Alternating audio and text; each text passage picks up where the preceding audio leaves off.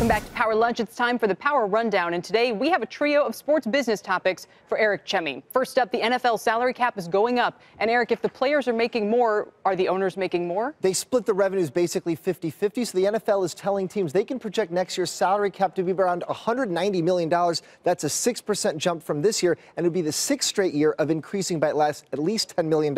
It's these long-term TV contracts, but again, if the owners are making more, the players are making more, these league revenues, they go up together. So they all share in those wins. That's a pretty big jump, 6%, so $190 million now. We'll see what that can buy them.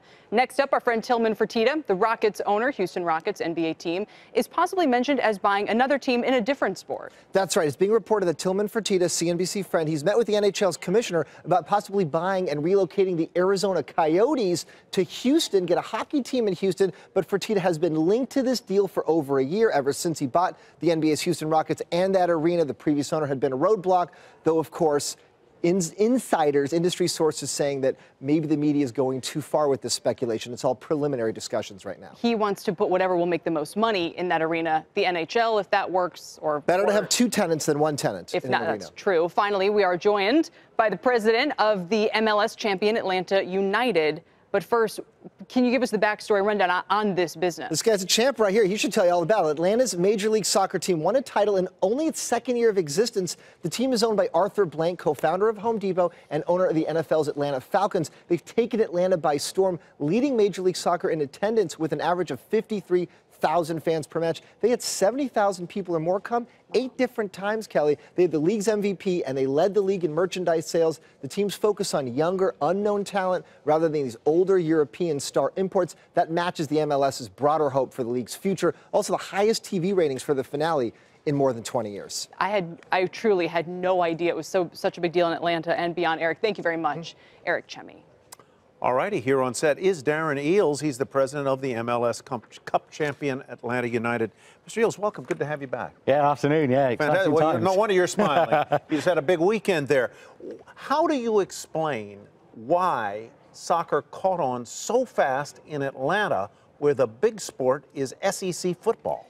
Tyler, it's pretty incredible. And I think when I took the job, the only negative I heard, everyone said you've got a great owner in Arthur Blank, you know, Home Depot and a legend in Atlanta. But they said that it was a fickle sports town. And actually what it is a city of transplants. So people might have their American football team. They might be an Eagles fan because their dad took them when they lived in Philly. But no one had a soccer allegiance. And what we were able to do was galvanize the city. You know, it's an exciting, dynamic city, 7 million and growing. And Atlanta United became the team that everybody just unified behind. And you created it from the start. In other words, the people who have transplanted from Dallas or Washington or Detroit, they all had their old allegiances. This was one that you built fresh. You have higher average attendance than every NFL club?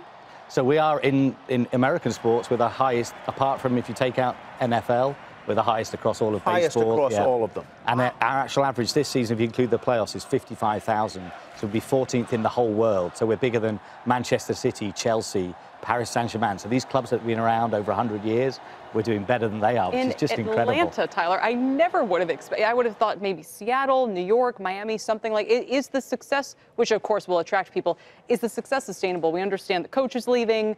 Are you able to, whether with the funds you have or that are generated by this, make sure that you can keep this going? Oh, absolutely. I mean, we're only in our second season, so from an expansion perspective, it gets easier each year because you've got more chance to sort of show what you've got. So if I take the coach, for example, when we hired him, we had no stadium, no training ground, no players. We're now obviously a team that's just won the championship, so that makes it a lot easier for us to go out there and bring the next coach in. But I think what it is emblematic of is the growth of soccer in America.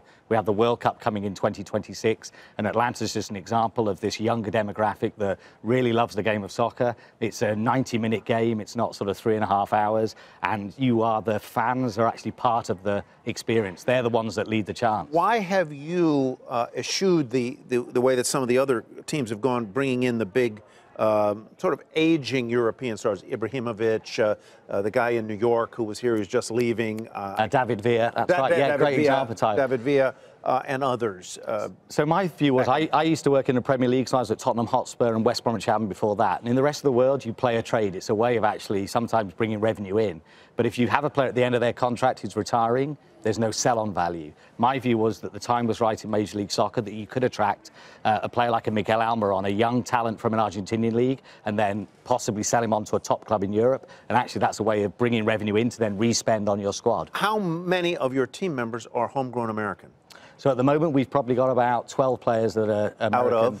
Out of our squad of about 25. Out of about 25. So about half. But we've got some great young talent. We had a 16-year-old George Bello, who's a youth national team player who scored on his second game ever for the club. And that's the exciting thing for the future, is there's this young talent coming through that can now aspire to play for a team like Atlanta United in front of over 70,000 people week on.